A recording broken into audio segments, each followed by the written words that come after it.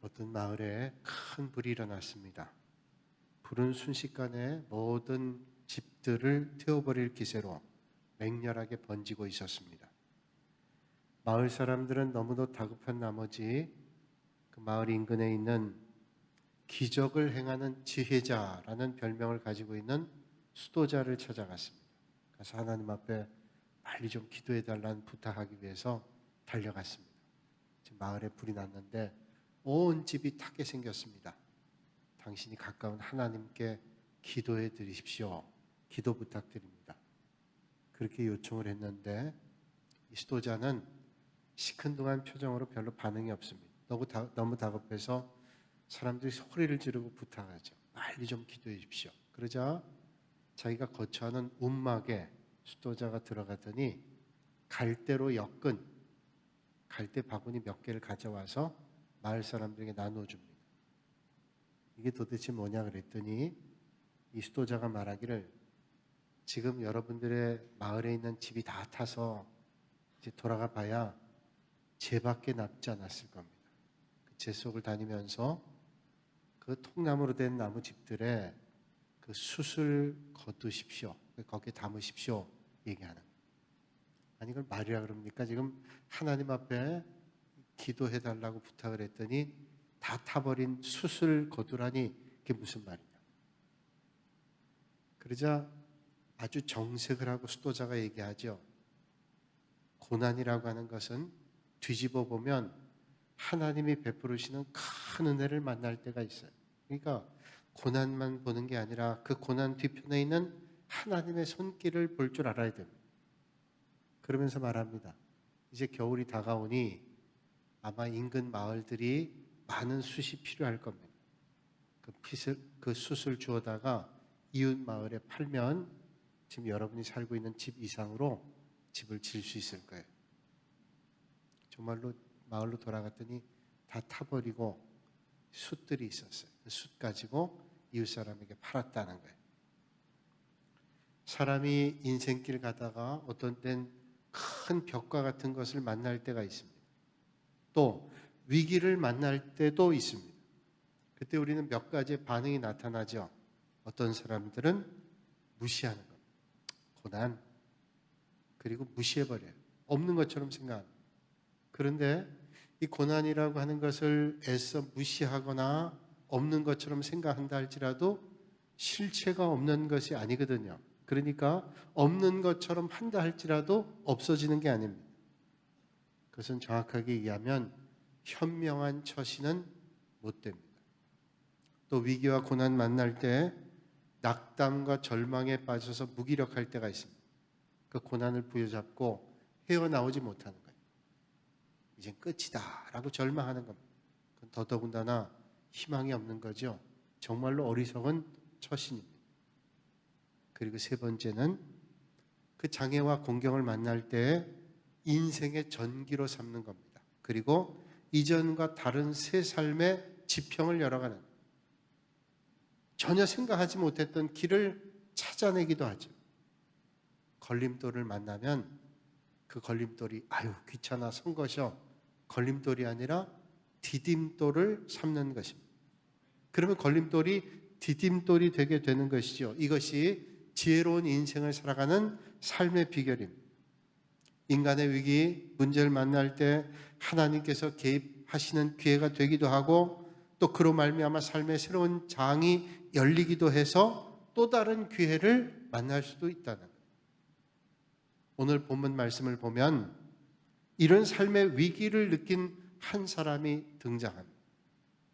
그런데 우리가 생각해야 될 것은 이 사람은 정말로 그런 위기를 전혀 느끼거나 겪지 않을 것 같은 그런 사람이었다는 거예요. 위기를 만났다고 하지만 우리가 볼 때 그 사람은 정말로 그런 절망과 어려움을 만날 만한 사람이 아니었다라는 거죠. 오늘 성경이 말씀하는 이 사람은 사내들인 공의의 회원이라고 말씀합니다. 사내들인 공의의 회원은, 사내들인 공의라고 하는 것은 당시에 로마 정부로부터 승인받은 유대인들의 가장 자치적인 최고 결정기관입니다.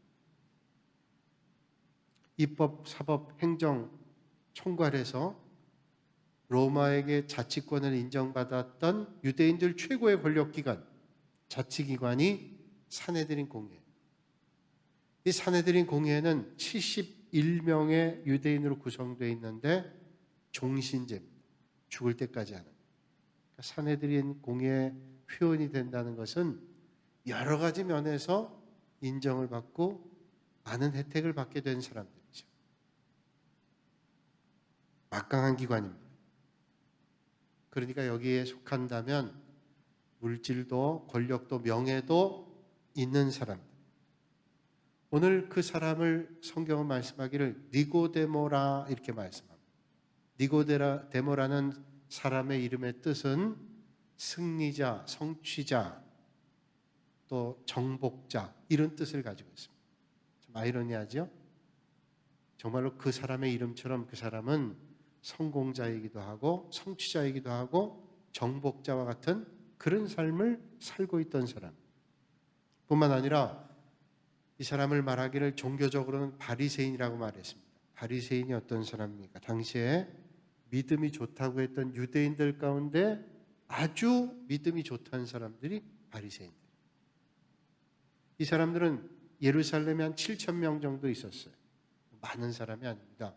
그 도시 전체 7,000명 정도 사람이 있는데 이 사람들은 적어도 일주일에 2번은 금식을 하고 그리고 구제와 봉사도 하고 하나님 앞에 날마다 기도한다고 하고 11조를 틀림없이 드리고 정말로 다른 사람에 비하면 완벽에 가까운 종교적인 삶을 살았던 사람이 바리새인.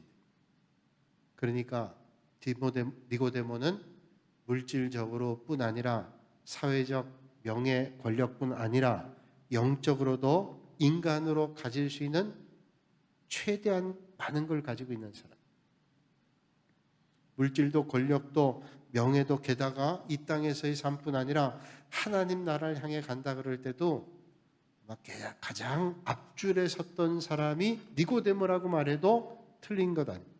어떤 면에도 부족함이 없는 사람, 모든 사람에게 존경과 부러움을 살 뿐만 아니라 장차 나도 저런 인생이 돼야 되겠다라고 생각하는 사람이 많을 정도로 보여지는 사람이 니고데모. 그를 아는 사람들은 저런 사람이 천국의 첫 번째 자리가 아니고 누가 천국의 첫 번째 자리에 가겠어? 라고 생각할 정도의 사람이었습니다. 그런데 이런 사람이 자기는 그렇게 생각하지 않았다. 그래서 그는 공허하고 허탈한 삶을 살았습니다. 땅과 하늘의 온갖 복을 다 누리고 살아가는 사람같이 보여졌지만 그는 자신을 볼 때 늘 공허하고 허탈하고 허전한 삶을 살고 있었다. 누구보다 열심히 종교생활하고 열심히 성전 드나들고 수없이 예배드리고 안식일마다 회당에 가고 때마다 금식하고 기도하고 구제하고 많은 것들을 누리고 했음에도 불구하고 여전히 채워지지 않은 영적 공허감을, 허탈함을 가지고 있었다. 그건 뭐 때문일까요? 아직도 그는 물질로도 명예로도 권력으로도 그의 영적인 성취감과 종교 생활로도 여전히 채워지지 않은 공허감이 그에게 있었다는 거죠. 그게 뭔가 그는 아마 붙잡고 고민했을 겁니다. 내가 뭐 때문에 이렇게 공허할까? 물질로도 안 채워져. 권력과 명예로도 안 채워져. 그리고 종교 생활로도 안 채워져. 답답했습니다. 아마 바리새인 선배들을 찾아가기도 했을 겁니다. 또 서기관들과 율법 학자들을 찾아가서 상담하기도 했을 거예요. 그런데 해결이 안 됐습니다. 그런 고민과 갈등과 번민이 계속되는 가운데 니고데모는 예수님께서 오신다는 소식을 들었습니다. 그리고 니고데모는 이 사람이라면 혹시 자신이 고민하는 영적 갈증을 채워주지 않을까 그런 생각을 갖게 됐어요. 그가 들은 소문에 의하면 예수라고 하는 사람은 물고기 2마리, 보리떡 5개로 엄청나게 많은 사람들이 먹고도 남게 하셨고 병든 자를 고쳐주시고 그것도 아무도 해결하지 못했던 육신의 질병이 치료됐고, 많은 귀신 걸린 사람의 귀신을 쫓아내기도 하고, 물속에 빠진 사람을 일으켜 세우기도 했고, 그런 일들을 볼 때 이분을 만나면 뭔가 해결책이 있지 않을까 하는 생각을 가지게 됐습니다. 그래서 예수님을 찾아갑니다. 그것도 아주 밤이 깊은 으슥한 밤의 말입니다. 그도 그럴 것이 예루살렘에서 니고데모라 그러면 아마 웬만한 사람은 안 것 같아요. 그는 산헤드린 공회 회원, 권력 가지고 있는 사람, 물질도 있고 유능한 사람이에요. 많은 사람이 부러워할 만한 그런 사람이 예수를 만나러 왔다? 금방 소문이 퍼질 겁니다. 그래서 밤이 깊은 시간, 아무도 자기를 식별하지 못할 그런 시간에 예수님 찾아갔습니다. 그가 그냥 찾아가면 자기 체면이 깎일 수도 있고 다른 사람들의 눈에 띄기 때문에 아마 그게 의식됐기 때문이죠. 이 정도의 지혜 있는 사람이 이것이 쉽지 않습니다.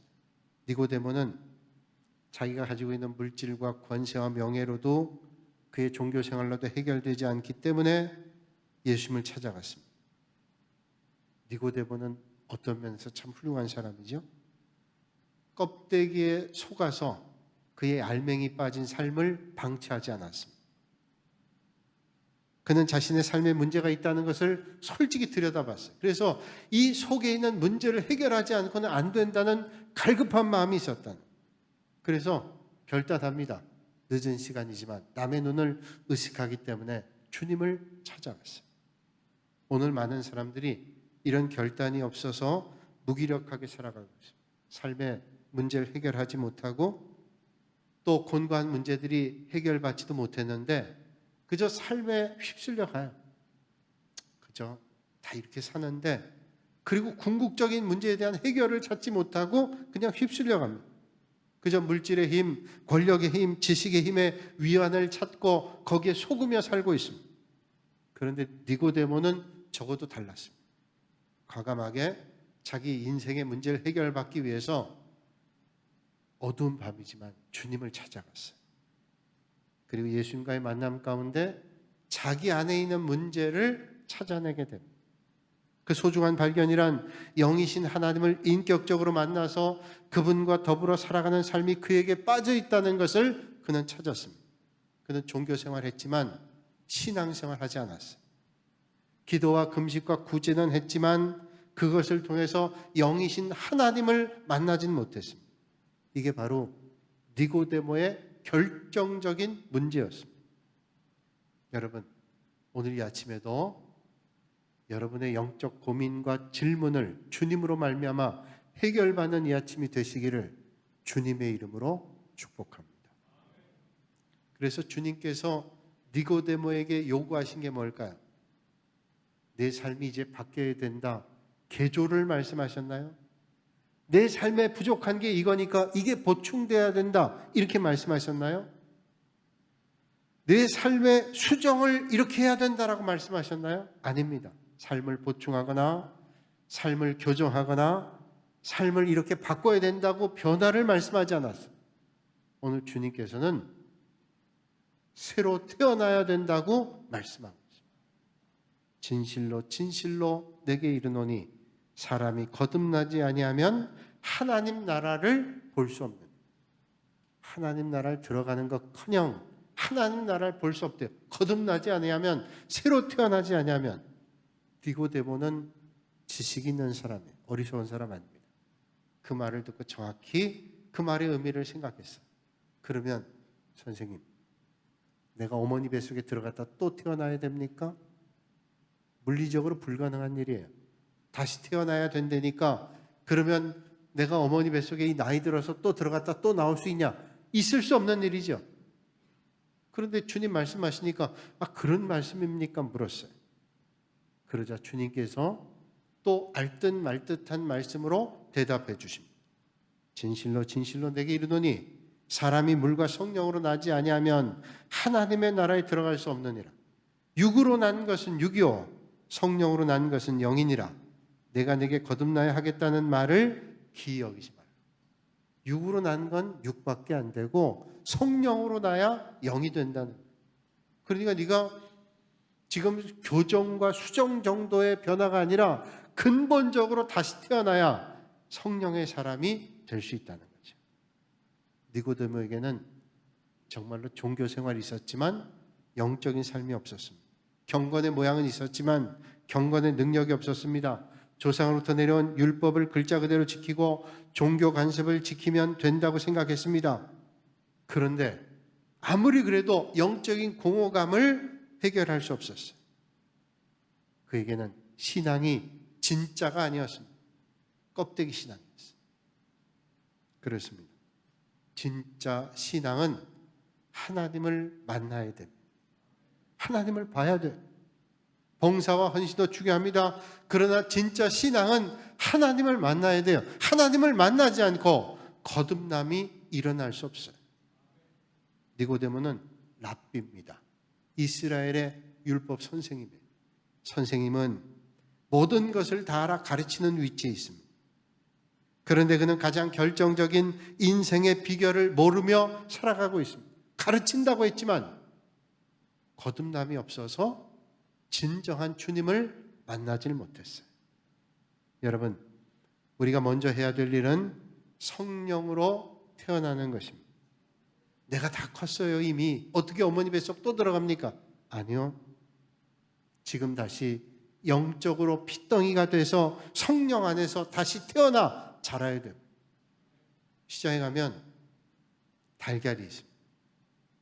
그 달걀 우리가 사다가 아무리 따뜻하게 하고 부활시키려고 해도 그 달걀은 절대로 병아리가 되지 못합니다. 왜? 무정란.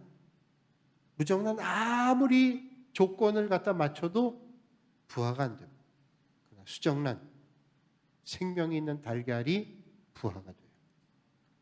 여러분, 예수님 모시고 교회 나오신 분들은 수정란과 같아야죠. 거듭나서 예수 그리스도를 만남으로 그 인생이 영적으로 성장하는 삶이 돼야 되는 것이죠. 은혜 받고 나면 병아리가 깨어나듯 내 의식이 깨어나고 내 영이 깨어납니다. 새로 태어납니다. 그때부터는 하나님의 말씀이 듣기 좋고 설교 말씀이 귀에 쏙쏙 들어 믿음이 성장하기 시작합니다. 주일이 기다려지기 시작합니다. 성경이 보고 싶고 기도하고 싶고 하나님의 은혜를 사모하게 됩니다. 그래서 틈틈이 주님의 은혜를 간구해요. 찬양이 좋고 말씀이 좋고 예배가 좋고 은혜를 사모해요. 가끔 우리 교회 집사님들이 그런 말씀하는데 그거 필요하겠다 생각해요. 목사님, 주일 설교나 말씀 디톡스 같은, 말씀 디톡스는 MP4 파일로 우리가 듣고 다니는데 주일 설교는 이제 그걸 듣고 운전을 하거나 할 때 볼 수는 없고 듣기만 하면 좋은데 그게 데이터가 나가니까 목사님 MP4 파일을 주면 그 파일을 다운받아가지고 제가 어디든지 듣고 다닐 수 있고 운전하면서 들을 수 있으니 좀 그렇게 해주세요. 몇 분 그러셨어요. 이제 잊어버리고 하다가 이제 이번 주부터 해야 되겠다 그런 생각이었어요. 그 왜 그럴까요? 성령으로 난 사람은 사모함이 있어요. 주님 몸된 교회를 사모하고 하나님의 말씀을 사모하고 하나님의 은혜를 사모하고 하나님께 찬양하는 것을 사모합니다. 거듭난다고 하는 게 다른 게 아니라 하나님의 성령의 역사가 내 안에서 역사하고 있다는 거예요. 그러니까 성령님이 내 안에 계시니 성령님이 기뻐하신 일들을 따라가게 되는 거죠. 어떤 면에서 구원이라고 하는 것은 순간적으로 이루어집니다. 여러분, 구원이 어떻게 일어날까요? 허드슨 테일러 선교사님에게 중국에서 복음을 만나서 처음 믿은 사람이 이렇게 얘기를 해요. 선교사님, 신자가 되는 데는 몇 년이 걸릴까요? 이번 믿음 생활 처음 하니까 신자가 되기 위해서 몇 년 걸려야 될까요? 라고 물었습니다. 허드슨 테일러가 대답하죠. 젊은이, 여기 있는 램프에 불을 밝히는데 얼마나 걸리겠는가? 이거 뭐 1분이나 걸릴까요? 불을 켜서 갖다 붙이면 환하게 불이 밝아지죠. 허드슨 테일러가 대답합니다. 예수 믿고 구원받는 것 이와 똑같다. 예수 믿고 주님을 내 안에 영접하게 되는 순간 불이 밝혀져서 환하게 되는 것 같아. 그래서 구원은 어린아이가 태어나는 것과 같다는 것이죠. 그런데 그 생명이 잉태돼야 성장하게 되는 거예요. 아무리 가짜 인형 아기를 갖다 놓고 아무리 품고 먹이를 먹는 것을 주고 아무리 따뜻하게 한다고 어린아이가 가짜 인형이 자랄 수 있어요? 없어요. 생명이 있어야 돼요. 영국에 스로스트라고 하는 살인범이 있습니다. 얼마나 흉악한 살인범인지 교도소에서도 싸우고 못된 일 해가지고 체벌을 꽤 많이 당하고 40년 동안 감옥에 있었습니다. 변화가 안 돼요. 교도, 교정자, 그 시설에서 아무리 해도 안 돼요. 그러던 그가 교화시설, 구세군 회관에 가서 주님을 만나게 됐어요. 그 완전히 주님 만나서 달라졌습니다. 그런 말 하죠.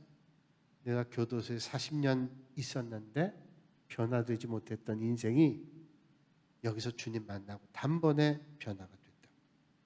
그렇습니다. 주님 만나 구원은 순간이에요. 그러나 거듭남의 변화는 성령의 능력으로 이루어집니다. 여러분, 오늘 내가 교회를 얼마나 다녔냐 연수를 자랑하지 않고 내가 주님의 은혜로 구원 만남으로 새롭게 거듭나 태어난 주님의 역사를 자랑하실 수 있기를 주님의 이름으로 축원합니다. 수십 년 교회를 다녔는데 그 안에 구원의 생명이 없어서 주님을 모른다 하면, 주님께서 모른다 하면 그것처럼 비참한 인생이 어디 있겠어요. 어떤 분에게 이런 말씀 들었어요. 어떤 권사님이 평생 동안 교회를 다니고 권사가 되셨어요.